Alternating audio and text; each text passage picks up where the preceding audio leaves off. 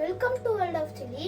இன்னைக்கு நம்ம இந்த வீடியோவில் ஒரு சார்ட்டை வச்சு செய்கிற பேகு எப்படி பண்ணுறதுன்னு பார்க்க போகிறோம்.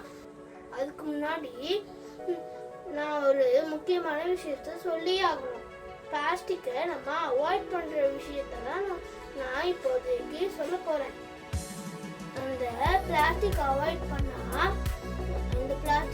பண்ணால் நம்ம என்விரான்மெண்ட் க்ளீனாக இருக்கும். இல்லாட்டி நம்ம என்விரான்மெண்ட் ஒரே குப்பைகளால் சுத்தமாக இருக்காது. அப்புறமேல ஒன் ஃப்ரெண்ட்ஸ், பிளாஸ்டிக்னா தமிழில் நெகிழின்னு சொல்லுவாங்க ஃப்ரெண்ட்ஸ். பிளாஸ்டிக்கை அதனால பிளாஸ்டிக்கை கீழே போட்டால் அதனால பிளாஸ்டிக் கீழே போடக்கூடாது. அப்புறமேல அதை மிருகங்கள்லாம் சாப்பிட்டு உடல்நிலை முடியாமல் இறந்து போயிடும். அதனால எல்லாருமே துணிப்பையும் பேப்பர் பேக்கையும் யூஸ் பண்ணுவாங்க.